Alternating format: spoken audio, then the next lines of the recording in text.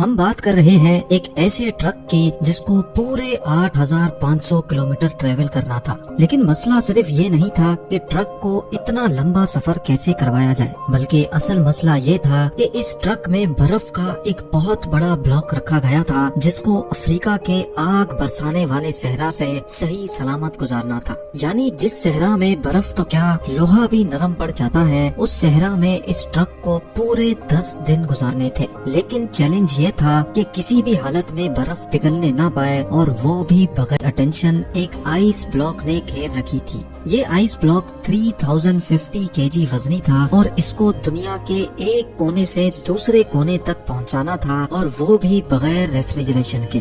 یعنی اس کا starting point تھا ناروے کا شہر موئی رانا، اور اس کا اینڈنگ پوائنٹ تھا لیبراویل، جو سینٹرل افریقہ میں ایک شہر ہے۔ لیکن آخر ایسا کیا کیوں جا رہا تھا؟ اس آئس بلاک کو اتنا دور کیوں لے جایا جا رہا تھا؟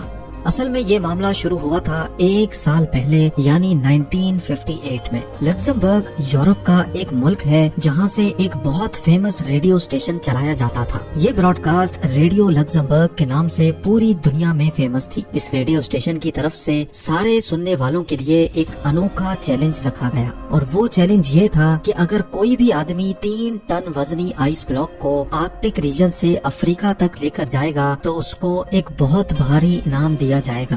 ریڈیو لکسمبرگ کی طرف سے یہ ڈیسائیڈ کیا گیا تھا کہ ہر کلو گرام آئس کے بدلے میں 1 لاکھ فرانسس دیے جائیں گے، جو آج کے دور میں $16,000 بنتے ہیں۔ ہر 1 kg کے $16,000 یعنی 3 ٹن وزنی آئس بلاک کے $48 ملین بنتے ہیں، جو واقعی ایک بہت بڑی رقم ہے۔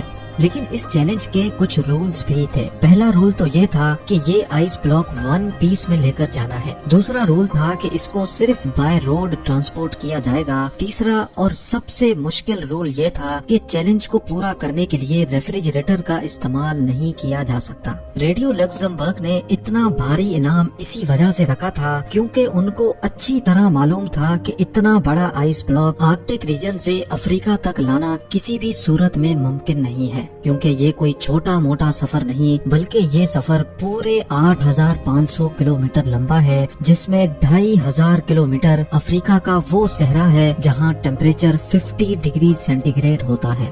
یعنی برف جو فریزر سے نکلتے ہی منٹوں میں پگھل جاتی ہے، وہ بھلا اس ہفتوں لمبے سفر میں صحیح سلامت کیسے منزل تک پہنچ پائے گی؟ ریڈیو لکسمبرگ نے یہ چیلنج تو دیا، لیکن یہی چیلنج ان کو کس مشکل میں پھنسا دے گا اس کا ان کو اندازہ بھی نہیں تھا۔ یہ چیلنج ریڈیو پر براڈ کاسٹ ہونے کے کئی مہینوں تک کسی نے بھی آگے بڑھنے کی ہمت نہیں کی، لیکن پھر برگر ناٹویک نامی ایک شخص نے اعلان کیا کہ وہ یہ چیلنج قبول کرنے کو تیار ہے۔ برگر ناٹویک، جو کہ ناروے میں ایک انسولیشن کمپنی گلاس فورٹ کا مینیجنگ ڈائریکٹر تھا، اس کا ماننا تھا کہ اس کی کمپنی جو انسولیشن مٹیریل بناتی ہے اس کو استعمال کر کے یہ چیلنج آسانی سے پورا کیا جا سکتا ہے۔ اگر برگر ناٹویک یہ چیلنج پورا کرنے میں کامیاب ہو گیا تو وہ اپنی کمپنی گلاس فورٹ اور اس کے امپلائیز کے لیے کافی ساری دولت اکٹھی کر سکے گا۔ پوری دنیا میں یہ بات پھیل چکی تھی کہ ایک شخص نے ریڈیو لکسمبرگ کا آئس بلاک چیلنج قبول کر لیا ہے۔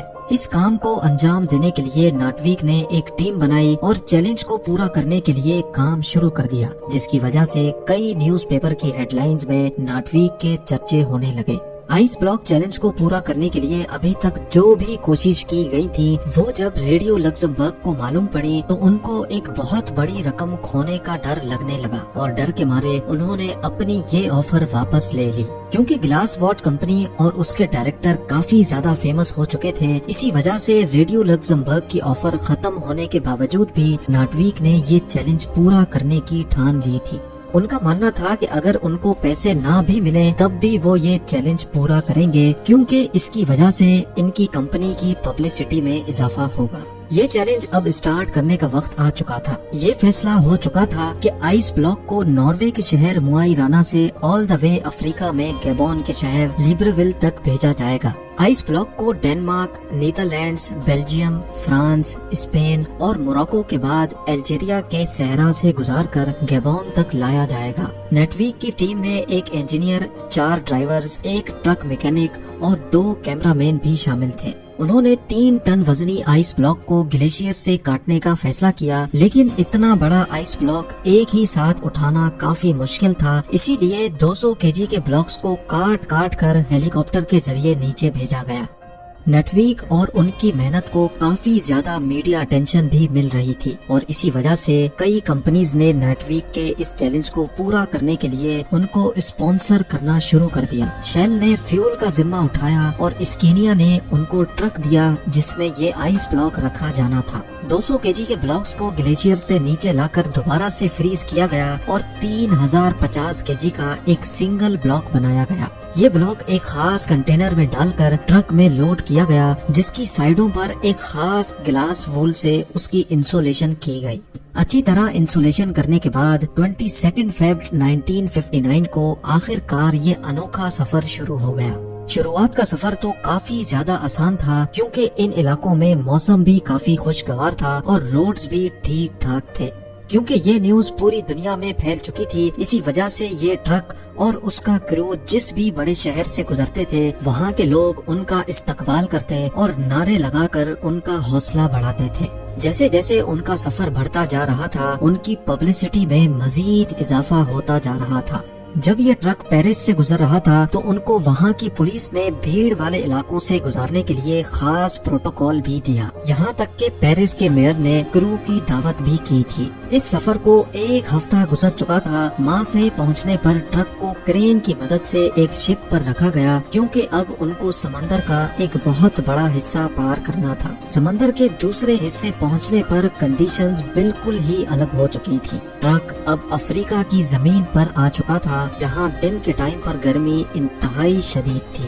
نہ صرف آئس بلاک کے پگھلنے کا خطرہ تھا، بلکہ گرم ریت پر سفر کرنے سے ٹرک کے انجن کو بھی خطرہ تھا، اور ان کے ساتھ موجود کرو کی طبیعت بگڑنے کا بھی خوف منڈلا رہا تھا۔ ان سارے خطروں کے علاوہ ٹرک کو سیکیورٹی تھریٹ بھی تھا، کیونکہ جس صحرا سے وہ لوگ گزر رہے تھے اس علاقے میں جنگ چل رہی تھی، اور فریڈم فائٹرز کے لوگ پہاڑوں میں ہی چھپے ہوتے تھے۔ وہ لوگ اپنی باتیں منوانے کے لیے ٹرک اور اس کے کرو کو ہوسٹیج بھی بنا سکتے تھے۔ اس خطرے سے نمٹنے کے لیے فرینچ فورن لیجن نے ٹرک اور ان کے کرو کو صحرا کے کچھ ایریاز میں سیکیورٹی دی، اور ان کو خاص انسٹرکشنز دی کہ کم سے کم اسٹاپ لے کر ان کو اس صحرا سے گزرنا ہے۔ لیکن کیونکہ اس صحرا میں پراپر روڈ نہیں تھے، اسی وجہ سے ٹرک بار بار ریت میں پھنس جاتا تھا۔ ان کو منزل تک پہنچنے کی جتنی زیادہ جلدی تھی، اتنا ہی زیادہ ان کے راستے میں مشکلات آ رہی تھی۔ ہر مرتبہ جب ٹرک پھنس جاتا تھا تو اس کو ریت سے نکالنے میں کرو کو گھنٹوں لگ جاتے تھے۔